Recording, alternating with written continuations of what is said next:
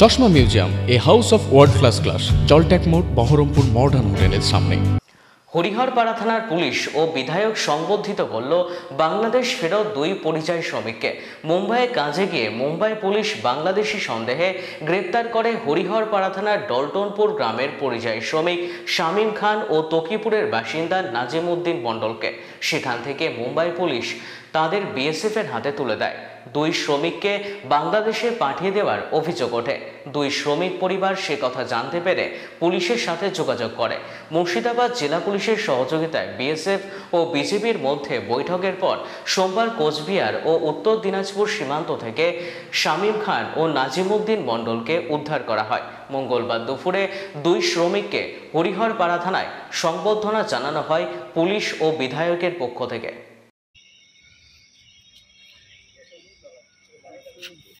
বলতলা পড়া আমরা দীর্ঘদিন ধরে বম্বে কাজ করি। বম্বে কাজ করার পরে আমাদেরকে ওখানে মহারাষ্ট্রের পুলিশ উঠিয়ে আমাদেরকে বাংলাদেশের বর্ডার পার করে দেয়। বর্ডার পার করার পরে আমাদের নিয়ামত শেখ এমএলএ নিয়ামত শেখ সাহেব আর আমাদের ওইসি সাহেব দুজনে মিলে আমাদেরকে যোগাযোগ করে আমাদেরকে ওই দিক থেকে নিয়ে আসার ওই বর্ডার থেকে বর্ডার নাম ভুলে গেলাম আমি। তো ওখান থেকে আমাদেরকে উদ্ধার করে হরিহরপাড়া থানাতে নিয়ে এসে আমার মা বাবার হাতে সঁপে দিয়েছে, তুলে দিল। তো হ্যাঁ, তো বিজেপি সরকারকে আমি বলতে চাই মোদিকে আর মোদি অমিত শাহকে আর মোদিকে যে তোমার জিন্দগিতে খয়েস পূরণ হবে না। পশ্চিমবাংলায় তুমি জিন্দগিতে জিততেও পারবে না। তুমি যেহেতুই তুমি নাচা ধরছো যাই করো না কেন, পশ্চিমবাংলায় তোমাকে আর জিততে হবে না। কেন? কি নাম তো? আমার নাম শামীম খান। কেমন লাগছে এখন? ভালো লাগছে, নিজের দেশে ফিরে এসেছি, খুবই আনন্দিত বিশেষ করছি। এতদিন ধরে কান্নার মধ্যে ছিলাম আমরা, এখন আমরা খুবই আনন্দিত আছি। বাংলাদেশে কতদিন ছিলাম? বাংলাদেশে আমরা এক রাত একদিন ছিলাম। দ্বিতীয় রাতে আমরা চোরকাটার ভিতর দিয়ে লুক করে পালিয়ে এসেছি। অনেক দূর আমরা রাস্তা খুঁজছিলাম, পাইনি। 2 দিন ধরে রাস্তা খুঁজছি, মানে একদিন রাস্তা খুঁজছি আমরা, রাস্তা পাইনি। রাস্তা না পাওয়াতে আর এক জায়গাতে পেয়েছিলাম। তো ওখানে আমরা জঙ্গলের মধ্যে অনেক দিন ধরে ওখানে অনেকক্ষণ ধরে বসছিলাম। বসার পরে বিএসএফ তো এমনি গুলি নিয়ে খাড়া আছে, আমরা চুরি করে ওমনি পালিয়ে এসেছি। মারধর করেছিল না? বিএসএফরা বহুত মারধর করেছে, পুরো আমার এগুলা কালো দাগ পড়ে আছে, অনেকটা মারধর করেছে। এই পারে যখন এলো তখন বিএসএফ ধরে না? এই পারে যখন আসলাম বিএসএফ ধরেনি, তবে আমরা ওখানকার একটা থানা আছে টাউনবাবুকে আমরা সিলিন্ডার করেছিলাম। সিলিন্ডার করার পরে আমাদের নিয়ামত শেখ এমএলএ নিয়ামত শেখ সাহেব আর আমাদের ওসি সাহেব যে উদ্ধার করে নিয়েছে ওখান থেকে। আপনারা জানেন যে আমাদের হরিহরপাড়া থানার অন্তর্গত ডলটনপুরের বাসিন্দা শামীম খান এবং তর্তিপুরের বাসিন্দা নাজিমউদ্দিন মণ্ডল, এরা পুরুষানুক্রমে এদেশের বাসিন্দা। কর্মসূত্রে তারা দীর্ঘদিন ধরে মুম্বাইয়ে ছিলেন। তো সেখানে মুম্বাই পুলিশ কিছুদিন আগে তাদেরকে সন্দেহবশত, সম্ভবত বাংলাদেশি সন্দেহে তাদেরকে গ্রেপ্তার করে এবং বিএসএফের মাধ্যমে তাদেরকে পুশব্যাক করা হয় বাংলাদেশে। এই খবরটি আমাদের জেলা পুলিশের নজরে আসা মাত্র আমাদের এসপি সাহেব অত্যন্ত দ্রুততার সাথে তিনি বিএসএফ কর্তৃপক্ষের সাথে যোগাযোগ রাখেন এবং নিরন্তর যোগাযোগের মাধ্যমে অতি দ্রুত তাদেরকে আমাদের দেশে আবার পুনরায় ফিরিয়ে আনা সম্ভব হয়েছে। আমরা কালকে তাদেরকে যথাক্রমে কুচবিহার এবং উত্তর দিনাজপুর থেকে আমরা আমাদের জেলায় নিয়ে এসেছি এবং আজকে অফিসিয়ালি তাদেরকে বাড়ির হাতে তুলে দেওয়া হচ্ছে। আমাদের সবার জন্য এটা অত্যন্ত খুশির খবর এবং আমরা ধন্যবাদ জানাবো এখানকার মাননীয় বিধায়ক নিয়ামত সাহেবকে, যিনি এই ঘটনায় অত্যন্ত উদ্বিগ্ন ছিলেন এবং আমাদের সাথে নিরন্তর তিনি যোগাযোগ রেখে চলেছেন। এটা ডেভেলপমেন্টের ব্যাপারে। কজনকে দিচ্ছেন? আমরা 2জনকে ফিরিয়ে আনতে পেরেছি। 2জনই ছিলেন আমাদের এখান থেকে, তাদের 2জনকে আমরা ফিরিয়ে আনতে পেরেছি। একজন ছিল উত্তর দিনাজপুর রায়গঞ্জে আর একজন আমরা কুচবিহারের মেঘলিগঞ্জ থেকে। 2জনকে মুম্বাই পুলিশ গ্রেপ্তার করেছে, বাংলাদেশি। আজকে তাদেরকে আমাদের এখান থেকে পরিবারকে আমরা তুলে দিচ্ছি।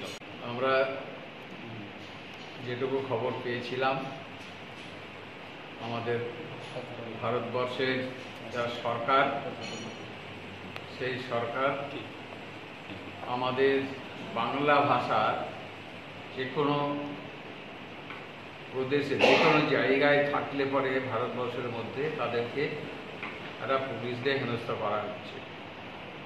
আমাদের হরিহরপাড়া থেকে 2জন বম্বে বহুদিন ধরে কাজ করে, তারা ওখানেই থাকে, বাড়ি খুব কম আসে। তাদেরকে বাংলাদেশে ভেবে বোম্বে পুলিশ তাদেরকে আটক করে। তারা আটক করার পরে তারা শেষ পর্যন্ত বাংলাদেশে বলে বাংলাদেশে চরে উত্তর দিনাজপুর, রায়পুর এই এলাকার মধ্যে দিয়ে তাদেরকে ঢুকিয়ে দেয় বাংলাদেশে ঢুকিয়ে দেওয়ার পর এরা ওখানে কোনো নিরাপত্তা পাচ্ছে না। এরা কোনোরকমভাবে কষ্ট করে তারের ভিতর দিয়ে কোনোরকমভাবে হামাগিরে এসে আমাদের এই রায়গঞ্জ এবং উত্তর দিনাজপুরের মধ্যে এখানে পৌঁছায়। আমাদের রায়গঞ্জ থেকে একজনকে উদ্ধার করা হয়েছে এবং উত্তর দিনাজপুর থেকে একজনকে উদ্ধার করা হয়েছে। আমাদের প্রশাসনের মধ্যে দিয়ে আমাদের এখানকার আমাদের এসপি সাহেব যথেষ্ট এই বিষয়ে উদ্বেগ নিয়ে তিনি প্রচেষ্টা চালিয়েছেন। আমার হরিহরপাড়ার আইসি সাহেব সবসময় যোগাযোগ রেখেছে, আমিও ওনার সাথে যোগাযোগ রেখেছিলাম। কি হচ্ছে, কি হবে, কখন আসবে কি আসবে না, সব খোঁজটা নিচ্ছিলাম। অসহায় ব্যক্তি যারা পড়ে থাকে আমাদের তো একটা টেনশন হয়, যেহেতু আমরা এই রাজ্যে বসবাস করি। আমাদের এই রাজ্যের বাঙালি ভাষারা বিভিন্ন দেশে গিয়ে তাদের রুজি রোজগারের জন্য তারা কাজ করে। তারা পরজিয়া পাখির মতন যেমন সিজনে আসে সেই রকমভাবে তারা আজকে বিদেশে গিয়ে কাজ করে। তো বাংলা ভাষা মানেই কি বাংলাদেশি? এটা বাংলাদেশে প্রমাণ না করে, না জেনে বোম্বে পুলিশ কেন এরকমভাবে আমাদের ছেলেদের উপরে, আমাদের এই দেশের মুসলিমদের উপরে অত্যাচার চালিয়ে যাচ্ছে? এটা আমরা এই নীতিকে আমরা ঘৃণা করি, এই নীতিকে আমরা কোনো মতেই আমরা মেনে নিতে পারি না। আমাদের দেশের সরকারকে অবশ্যই আমরা বলবো যে এই নিয়োগটা যে পরিস্থিতিতে যা তৈরি হচ্ছে এটাকে অবিলম্বে বন্ধ করা। বাংলাভাষী মানেই বাংলাদেশ নয়।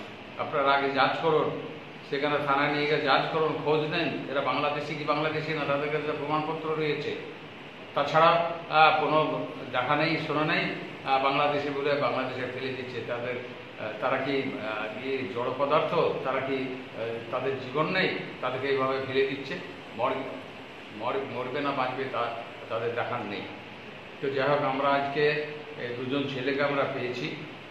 দুজন ছেলের মধ্যে আমার হরিহরপাড়ারই ব্লকের মধ্যে একজনের নাম হচ্ছে শামীম খান আর একজনের নাম হচ্ছে নাজিমুদ্দিন মণ্ডল।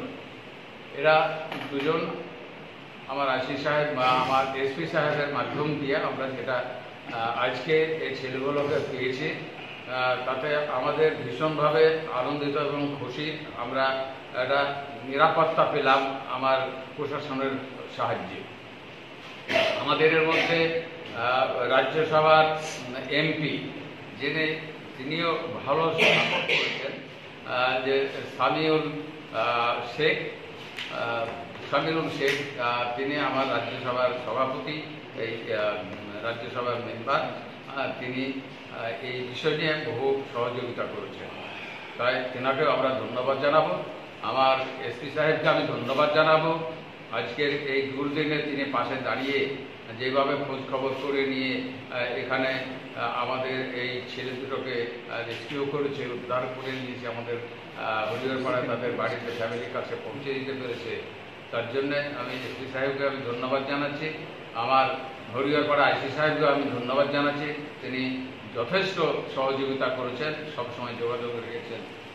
তাই আজকে আমরা এই দুজন ব্যক্তিকে ফিরে পেয়ে, দুজন ছেলেদের ফিরে পেয়ে তাদের ফ্যামিলির কাছে পৌঁছে দেওয়া প্রশাসনের মাধ্যম দিয়ে, তাই আমি প্রশাসনকে আমি ধন্যবাদ জানাই। এবং আমার ফ্যামিলিকে যারা পৌঁছাবে আজকে, আমার ফ্যামিলিকেও আমরা খুশি করার জন্য তিনাদেরকেও আমি ধন্যবাদ জানাচ্ছি। আমাদের এই ছেলে দুটোকেও আমরা পেয়ে আমরা খুব খুশি, আমরা পাওয়াতে ওদেরকে আমরা ধন্যবাদ জানাচ্ছি। তাই ওদের সঙ্গে আমি হাত মিলিয়ে একটু ওদের যাতে আরও খুশি হয় তার জন্য ব্যবস্থা আমি নিচ্ছি। এটা হচ্ছে আমাদের সৌজন্যতা, কারণ আমাদের বিপদে পড়া মানুষকে যেভাবে উদ্ধার প্রশাসনের মাধ্যমে আমরা পেলাম, আমার এসপি সাহেবের মাধ্যম দিয়ে বা রাশি সাহেবের মাধ্যম দিয়ে এটা আমরা অভাবনীয়, কারণ এটা আমরা ভাবতেই পারছিলাম না এই উদ্ধার হবে কি হবে না। তাই আমি প্রশাসনকে আমি ধন্যবাদ জানাবো, জানিয়ে আমরা আজকের এই ছেলে দুটোকে তাদের পরিবারের কাছে পৌঁছে দিব।